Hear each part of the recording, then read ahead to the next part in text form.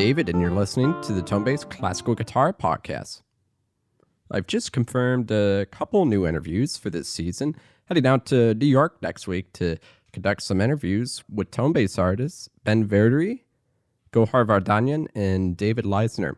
I've also got an interview I've just recorded out here in LA with Bach Grgic, who's a young Slovenian guitarist, very involved in new music, especially microtonal music. For today, Tomas Viloteau is on the show. He was the GFA winner in 2006 after only playing the guitar for 10 years, which is remarkable to say the least.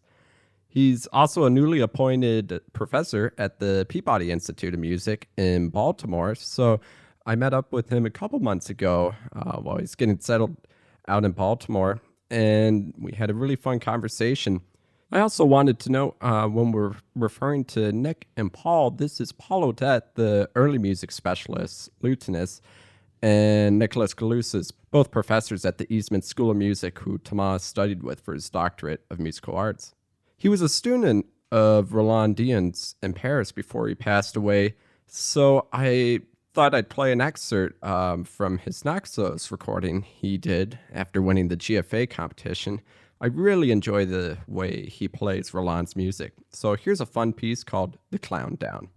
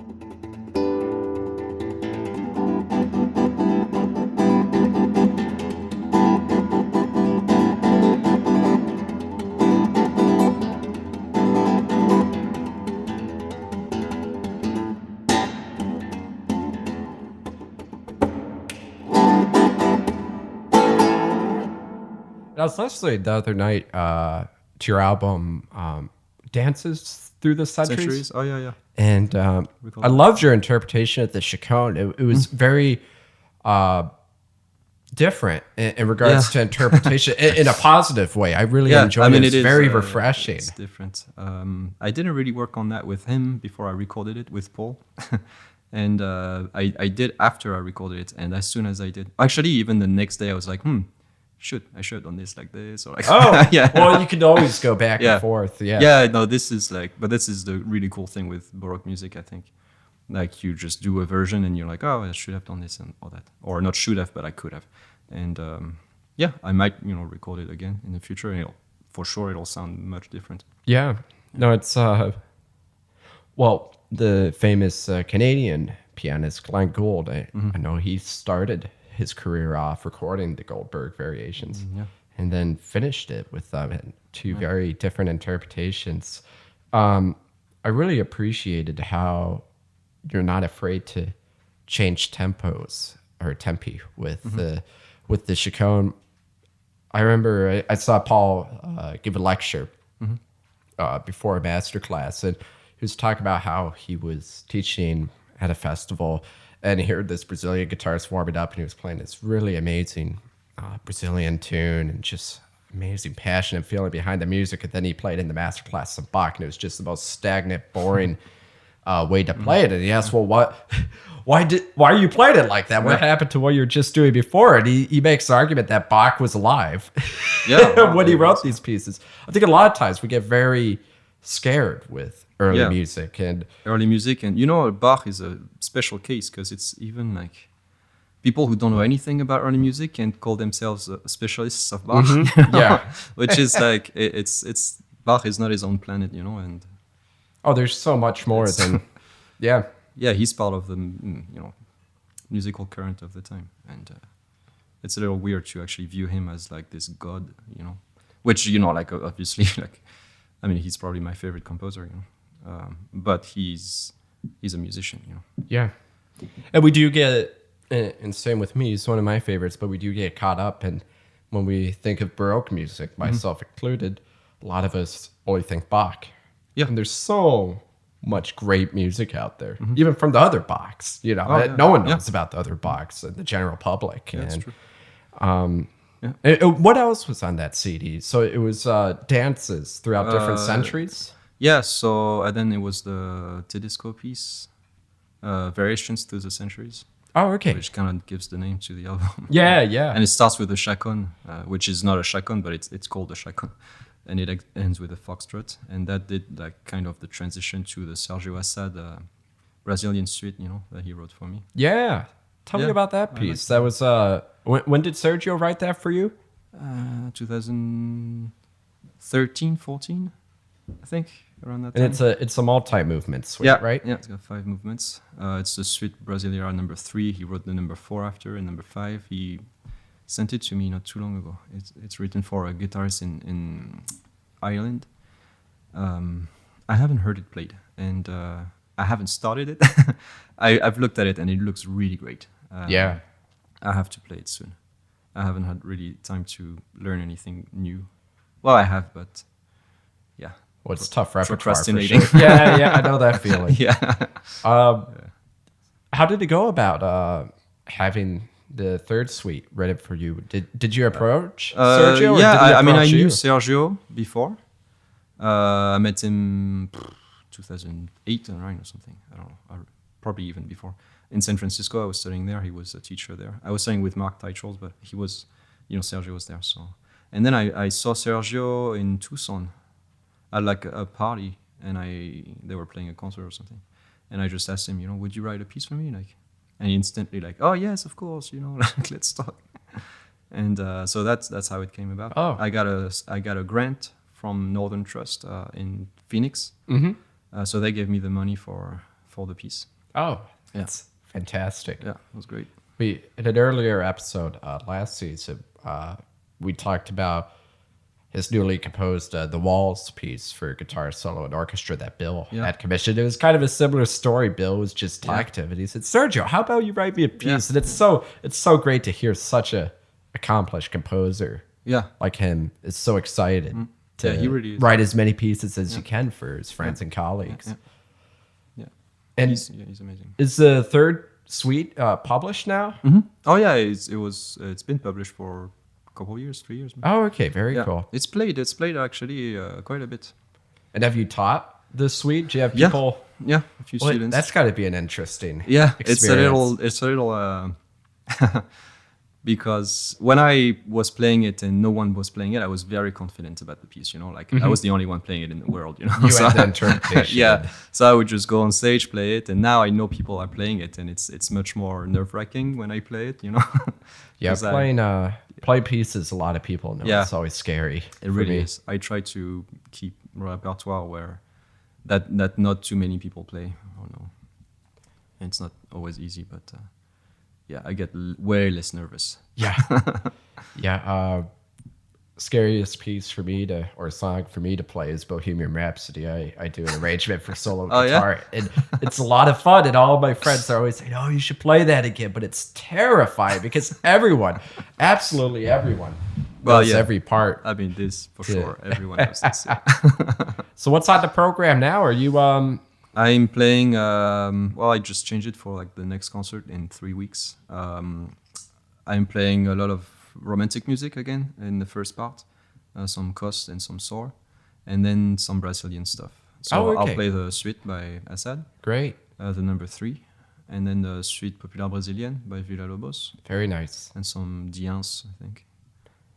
And did you study with Dians? Oh yeah. 3 years at the conservatory, Oh, wow. but I met him when I was 14. Yeah. A workshop, and I studied each year for like 3 years at this workshop, summer workshop in France. And Oh, that then- must have been amazing to work with him. Yeah, it was great. Yeah, He was, rest in peace. He was yes. he was amazing. Yeah, he really was. He was scary sometimes, but if you didn't know him, I mean, Yeah, he was a probably, sweetheart yeah. once you got to know him. But Yeah.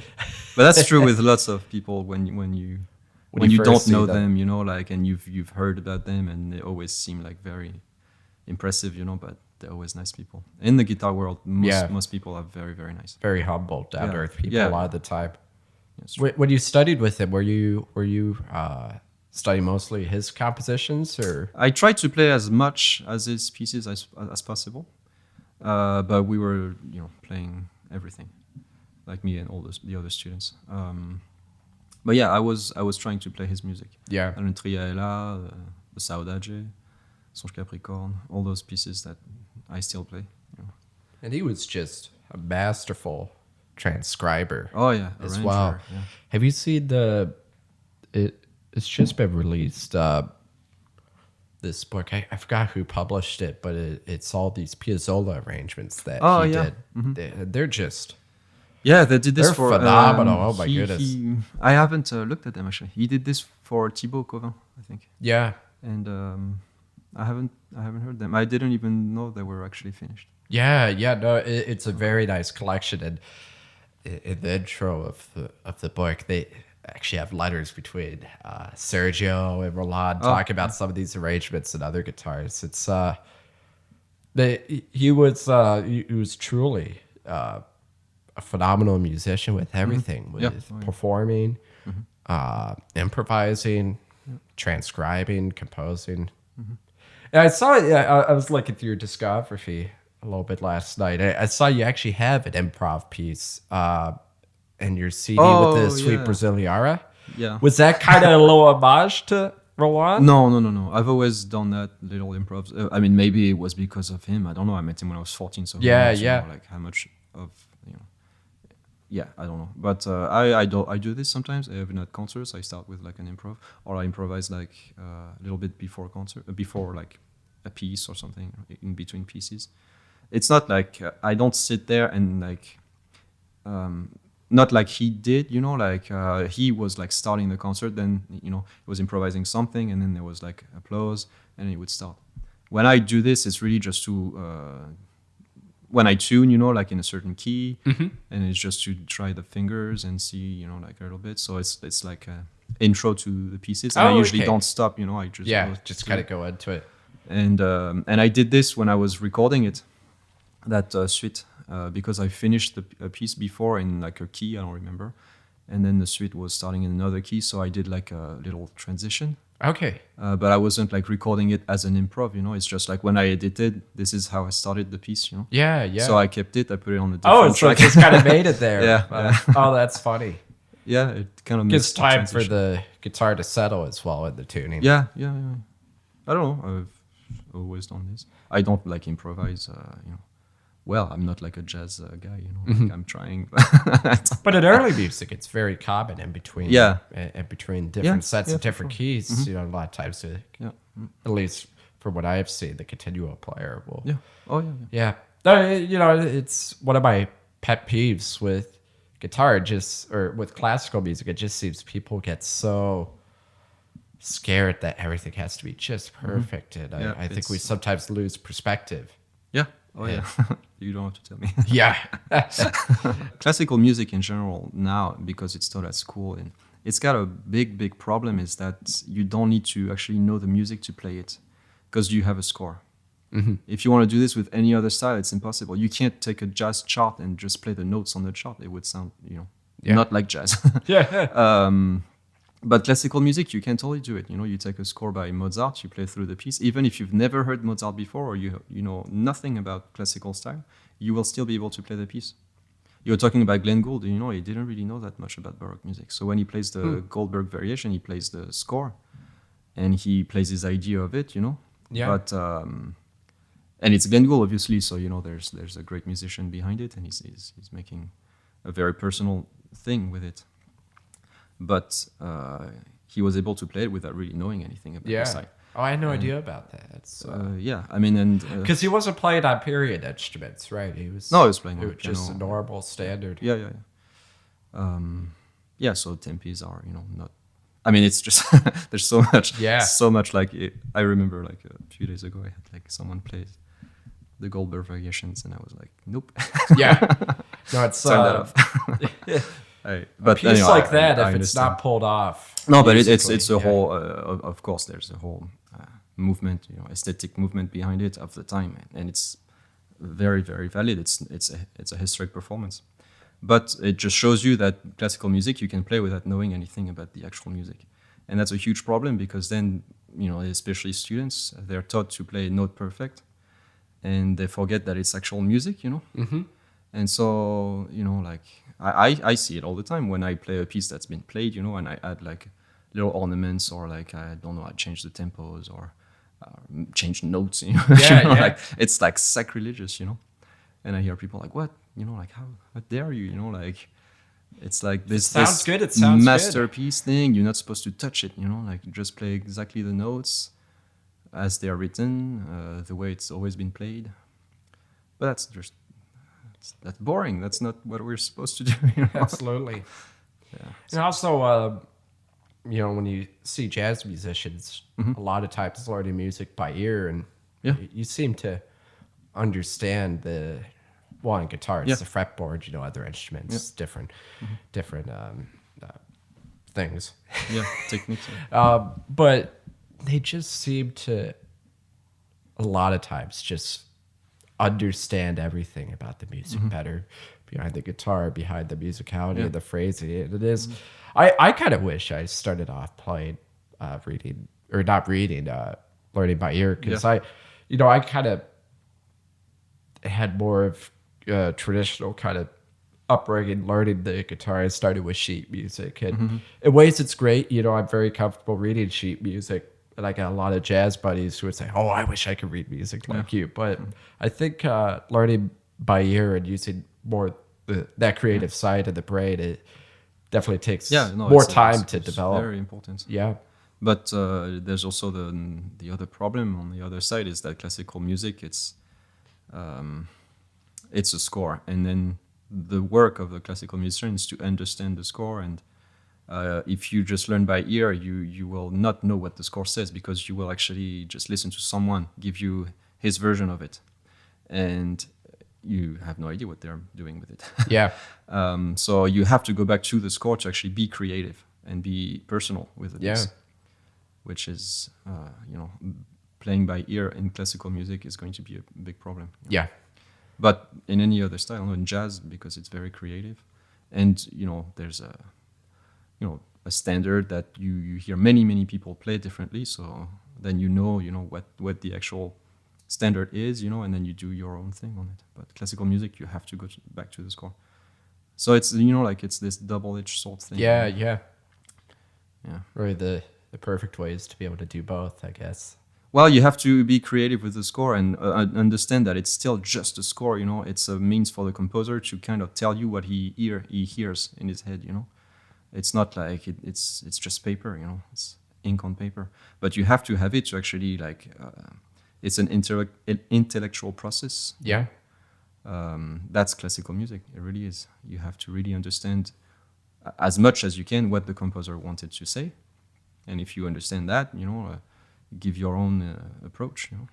It always fascinates me seeing different styles of scores with different composers. I mean, from talking earlier, Roland, he has some of the most detailed scores I've ever seen. Yeah, in regards to very musical markings. And then there's other composers where you'll find nothing in regards to dynamics or articulation. So it's interesting seeing both.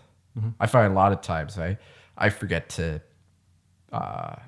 revisit the score, and I'll totally forget about a lot of the markings. But the thing is, for example, with Diaz, it was so precise, but it doesn't mean you can't, do something else. Absolutely, yeah. And if the crescendo is written and you do it mindlessly, it's still not. It's there because when he was playing it, he was doing the crescendo and it sounded good. And as he wrote the music, he had the interpretation in mind, as to a lot of composers. But if you just mindlessly play what's on the score and then you never dare to change anything, it really just shows that you really didn't understand the markings. Yeah. So basically, the markings are there to make you understand the music better. And then if you do understand, you're totally free to change everything. You know what I mean? Absolutely, yeah. If you understand the actual essence of the piece. There's a lot of homework that goes into it. Homework? Yeah, I mean, no, maybe, but... first, you got to really understand and read it, but then, to build your own interpretation, you kind of have to do all this work before. It's a journey, and... Yeah, it is, but the more you do it, the quicker you understand the stuff, Yeah. And also, you become acquainted with different composers and you actually know how they write and you know what they mean when they write something. Like Tedesco is full of those little, arrowheads, really just dynamic markings all over the place that don't really make any sense. It's very vocal, Yeah. And it doesn't really make any sense on the guitar, but once you understand that, it's just his style of writing. Yeah, the other one that comes to mind is Bogdanovich. He'll write fermatas at the end of every phrase. And I remember the first time I looked at it, I was like, what is he thinking? But his fermata is just a breath. It's funny how it goes sometimes. Once you know the composer, you can actually make sense of their writing. Yeah. Yeah. It's maybe it's homework, but at the core of it, you understand the essence of the piece. It needs to be something that touches you, So you're now a newly appointed professor at Peabody Institute. Yeah. Congratulations on that. It's got to be really exciting. Yeah, it is. It's crazy. I'm still pinching myself. It's so I'm starting next year, but this year I've been recruiting. I've been traveling a little bit, teaching, and now we're starting to get into the audition season. So it'll be in February. I'm really excited. I think we're going to do this on 2 days, actually. It's usually on 1 day, but there's a lot Too many applicants. Yeah, more than 50. Before they finished counting, it was north of 50 people. And here's the question, is there a coffee machine in the audition room? No, but there's a Maestro's coffee shop. It's right next to Oh, is it pretty good? Yeah, it's good. It's a beautiful... Zeke's, and it's from Baltimore. It's a beautiful building, Peabody, and great program altogether. Yeah. And what a great addition to have you there. I mean, it's the dream, Julian Gray, Manuel Barrico as your as your colleagues. As your colleagues, it's what? Yeah. No, it's great. I'm So what do you think you'll be looking for in these auditions? Are you looking for someone who's really got the technical proficiency, or are you really just looking for the passion in the playing? Well, I mean, obviously both. Yeah. You know, I'll obviously, you know, like it'll really depend on. I already know like a bunch actually of really young, very good players that are auditioning. So I'm really excited to see them. And then, you know, it'll be, I don't know. It'll be, you know, like how many students now do I accept, and ranking them. And then it's a whole thing with financial aid. Yeah. So before April, really, I won't really know what my class will look like. If it's going to be, you know, small or big, I really don't know. Right now, it's like, I don't know. It could be, you know, 20 students. It could be 5. I have no idea. It's interesting with American schools and universities that you don't actually know what the class is going to look like until May 1st, and then things start right up at the end of August. Mm-hmm. Yeah. I mean, I'm just starting, so obviously, you know, like I have 0 students, so I have to build a class. Yeah. After a few years, when my class is actually, you know, like built, I have like 15 to 20 students. I know which ones are going to graduate, you know, so I won't need to like recruit a full class, you know, right away. Yeah, it's definitely a big step right at the start. Yeah, so I mean, you know, I'm expecting it to take, you know, 2-3 years to get a full studio, you know, but who knows? I have no idea. Yeah. And Michael Bloomberg, he just gave a huge donation to Johns Hopkins. He gave like $3 billion. Wow! Oh, that's fantastic. So Peabody is getting $50 million, and that's going to be for scholarships for undergrad students. Oh, that's fantastic. Yeah, to it's hear. amazing. Because especially undergrad tuition in the States. It's just crazy. It is, and they have to live on campus, and so it's more money. So I know it's expensive. Yeah. Oh well, that's great to hear. Yeah. Financial aid That's side. really, really good. I'm excited for this. Really excited. So February 19th, 20th, probably auditions. It'll be my first time, you know. Yeah, Sailing along, you know, Manuel and Julia. Yeah. And are you looking mainly to have undergrads in your class? No, or are you everything. looking for a mix? Yeah, Very nice. yeah. I'm teaching everything. So undergrad, graduate students, masters, and doctorate. You know. And do people do artist diplomas or graduate certificates? Yeah. We do that too. Very nice. So, yeah. I'll be teaching everything. So. Oh, that's so exciting. Yeah. And how'd you like Baltimore so far? I like it. You like it? I really do. Yeah. I like my apartment here, the little place. I'm in Bolton Hill. It's a really nice neighborhood. Yeah. That's where they shot House of Cards. Do you know that? Oh, really? Yeah. Oh, I haven't seen that show, but I know of it. Because it kind of looks like Georgetown, and it was way cheaper to shoot here, you know. So they actually they painted the whole block basically. Oh, that's funny. And they shot it right there on Park Ave. Yeah. And I'm a 20-minute walk from Peabody. That works perfectly. Yeah, I use little scooters, you know, the Lime scooters. Are they the electric ones? Yeah, electric scooters. I have the app, so I go and it takes me like 10 minutes. Are they they're called Birds? Or? Yeah, there's Bird and there's Lime. So I'm, you know, there's those two. And you do that with your guitar in the back? No, I have not tried with a guitar. I was thinking about it, and then the first time I did it. Well, you got a Kura case, right? Yeah, I guess it would protect me when I fall. I think they get... Those things go fast. They go like 20 miles per hour. Really? Yeah, first time I took one, I was like, this is not safe. And I'm not wearing, you know, a helmet or anything. Oh, that's funny. It's going to be, because I think once it goes at over 20 miles per hour, then you actually have to get insurance for it because it's considered a vehicle. I think, they're probably like this, you know, they actually like don't go faster than that. They start braking when you're too fast, you know. But the trick is you put it in neutral when you go down a hill. I don't. You can't actually. That's. I used to work on a golf course when I was younger. And we had a couple really big hills, and we would put the carts into neutral and just coast it. Yeah, one of my friends got fired. I felt bad about it, but I think he was relieved. Actually, it was a pretty bad job. Grounds maintenance is golf's a great game for musicians. It's very hard to hurt yourself. Yeah, that's true. But the grounds maintenance is not a good job for musicians. Yeah, probably not. Yeah, for the hands. Yeah. Mm-hmm. Remember one day we were weed whacking. And it was pouring, so that was all we could do because it was too wet for any other. So it was just 8 hours of weed whacking. I remember going home and my hands were just still vibrating. It's like, oh no. That was the day I realized, this is not good for a musician. Yeah. Never broke a nail. Can't believe it. Never broke a nail at that job. But I prefer making coffee. Yeah. And you're a coffee drinker as well. Oh yeah. Yeah. We just had. They say it's good for you, so like I drink it. Well, it has more Not too antioxidants than Yeah. But the if red you, wine, if apparently. you drink too much, obviously it's not great. But No, almost every guitarist I know drinks coffee. yeah, well, it's I think the second largest industry in the world after Really? after Tobacco gasoline. or gasoline. Okay, yeah. Yeah, so everyone it's a drug. Yeah, we definitely had a big coffee talk with Scott in the Yeah. first episode. I had to edit out a lot. Yeah. But it's a good thing to. Yeah, I mean it keeps me awake. So I love the taste. Like I love espresso and latte. I make my latte every day. I have a lot of people ask me, "Oh, doesn't it make your hands jittery? Does it bother you playing guitar?" Never got. Oh to no! me. If you drink enough, you get accustomed to it. Yeah. So Yeah, you just have to build a tolerance. Yeah, tolerance. There you go. But I'll drink a cup of coffee right before going on stage. I mean, I wouldn't want to drink a pot, if you had too much of it. Do you have any rituals before performing? No, not really. I mean, I usually do the same things, but it's not like rituals, I guess. I try to, warm up and be relaxed. What about the bananas? I know Nick tells a lot of his students to eat a a banana. I think there's magnesium, right?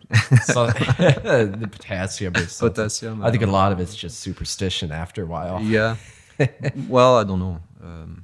If I don't play too much, I'm obviously more nervous. If I play like a lot of concerts, I don't feel any nerves, so I don't have specific rituals that I do.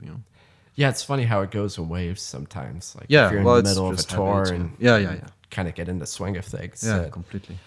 So are you hoping to concertize as much now, or are you thinking of? Well, more now because I finished school and Yeah, that yeah. took a huge dent in.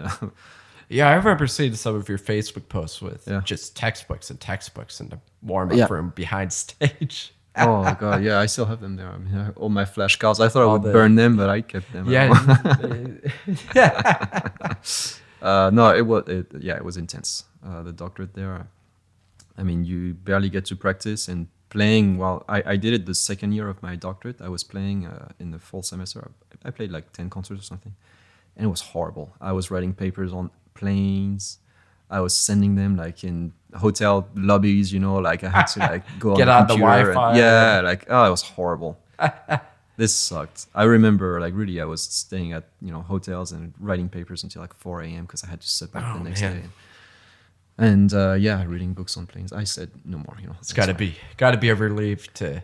Yeah. So to be well, done. for sure. I'm so glad. I'm done with it. It was a good experience. I learned a ton. But I'm I'm glad it's over. You mentioned you're thinking about recording a new CD. Did you kind of have a concept for? Yeah, the I think program I'll yet? do all suites. So I'll do this Tedesco suite, Opus 133 that I learned that I have to record. It's not played very much. Okay. Actually, Yeah, I don't know if I it's know almost never played. Yeah, because it's not edited. The score is it was published without the edits from Segovia, by Segovia. Oh, okay. Yeah, Shot and Tedesco were waiting for Segovia, and I guess they just got tired of waiting, and they just published it as is. So it's unplayable. I mean, Yeah. most chords have like 6 notes, but not one like has 7 8 or 8, notes, Yeah, but like it's really just you have to go through and edit the piece, like a composer just gave it to you. It's amazing how much Segovia. Yeah. Sometimes for the better, sometimes maybe for the But worse. look at it this way, like now we're discovering all those manuscripts, and Segovia did change a ton of stuff. Yeah. So we're like, okay, we'll go back and Segovia really, how dare he, change all of this. But at the same time, look at this piece. He didn't edit and it's never played. It's a good piece. Yeah. If he didn't edit all those pieces, they would never be played. He definitely made them guitaristic. He had to play. I mean, the guy was like playing new repertoire all the time. Yeah. Learning, the Sonata Omaggio a Boccherini, in like a few months. That's not easy. And when you have to edit it and play it, in concerts, with Ponce, with like all the other composers who were writing lots of pieces for him, Tuolina. I mean, it's a huge amount of work. Yeah. The guy had he has my utmost respect. He was like a beast, learning repertoire and publishing it. He was yeah. He did a lot for our instrument. He did a ton, and of course now it's like good. We can actually go back and play. I'm not a if I want to play like a piece by Tedesco, I'll probably go back to the manuscript and do my own work, not use his edition. But for a long time, that was all we had, and it really made all those works very popular. Yeah, He really gave the guitar a 20th century repertoire, you know. absolutely. So we can always complain that he did too much editing, but at the same time, without his editing, there would be We wouldn't have all Yeah. this repertoire Yeah. that's playable. I mean, I yeah, remember yeah. I used to play the Sonata Romantica, the Ponce, Yeah. and I looked at the manuscript for that, and I mean, it was just impossible to play it Yeah. to the tempi that is played in the standard, quote unquote, standard interpretation of it. You know, it's amazing what he would do to some pieces, and as you're saying, some people may argue, oh, you lose these harmonies, but Yeah. maybe you might lose some harmonies as an expense, but to be able to shape it musically with Yeah, it was. tempi He and- was very efficient yeah, because he had to play it quickly. So he was doing all those edits to make it playable and not too complicated yeah, because he had to learn it and play it. yeah. He was learning a lot. Yeah. Oh, yeah. So you're thinking the Tedesco suite, and were there a couple Yeah. other suites? Yeah, I got sidetracked there. Yes, the Suite number 5 by Suite Brasileira number 5 by Assad. Oh, okay, cool. The Suite Populaire Brésilienne by Viloteau. And probably another one, I'm thinking maybe Asensio. I like Asensio a lot. The Suite Valenciana. Oh, okay. It's played a lot though. So Yeah. I don't know. Well, it's not played a lot, but so I don't know yet. But like maybe something else. I have to learn the Assad first. Yeah. So I'll get to it soon. And you self produce, record, and mix your records, right? Well, yeah. I mean, classical guitar, you really don't have to mix, so that's Yeah, taken care just of. pan one track low to the yeah, left, the other to the right. No, not even. I mean, you have 2 microphones. It's already stereo. And you're using AKG 414s? Yeah. I love those. Yeah. I love those guys. They're really round for the small man. They work perfect. I know They're exactly very where clear, to place them. articulated sound. Yeah. Because Yeah. one of my pet peeves with classical guitar recordings is you don't really have you get this warm, very reverby sound, but it's not really articulated. It's Yeah. just kind of sound. But from your CDs and Yeah. other... The second one is better than the first one I did because I was a little more experienced with the mics. But I really am just looking for something clear. And realistic, yeah. Yeah, just as close as it sounds in real life, basically, and not too colored. And those microphones are really good for that. Yeah. So yeah, I mean, I'm sure I could find way more expensive microphones that would be like so much better, But no, I love those things. So I know where to place them. I always use the same placement for this guitar. And depending on the room, I put them closer or like further out for like more or less reverb. And that's how I do it. I just press record and I start playing. Yeah. And then I usually the last 2 CDs I did, I would record in the morning. I started recording because when you record in a studio with an engineer, you don't have a lot of time. And It's stressful when you It- know yeah. you're being charged so Yeah. much an hour. Yeah. Yeah, I mean, charge or I remember recording something after the Tarrega competition and it was 2 days, I was jet lagged. I flew to Barcelona. We recorded this in like a closet. And I did not enjoy the process, Yeah. So now when I do it, I go to a church. I get the church for like a week, Like I have like 4 hours each day, basically, in the morning. I go, I record, I come back in the afternoon and I edit everything. Then figure Right out what after you need to do the next because day. I remember, like exactly what I just played. So I edit the piece, and by the end of the day, the piece is done, and I go the next day. I record something else. Yeah. And last CD I did, it took a week and a half from start to finish. Oh, that's great. Yeah, recording and editing and mastering. Yeah. It Oh, that's was fantastic. super fast. I hear like people like, yeah, this CD just came out. I recorded 2 years ago. What? Yeah, you'll hear some stories, Yeah. how long mixing and everything can take sometimes. But with classical, we just want to find the most realistic sound. Yeah, it's and, very simple. There's nothing. If you're not mixing, like 40 tracks. yeah, right. And I think the other main pet peeve of mine that I see with people recording classical guitars. They'll put a microphone. I mean, they know not to put the microphone at the sound hole because it'll get boomy, but they'll put a microphone literally right next to the guitar and be like, Yeah. "Oh, why does it sound good?" It's like, well, would you put your ears right Yeah, there? yeah, yeah. I mean, I think the most important part is just really listening Yeah, to the yeah. ears, and using a church is a fantastic Yeah. way to go about it and get a beautiful natural sound out of it. Thank you, Thomas, for being on the show. Please join me next week for a conversation with Nicholas Galusis of the Eastman School.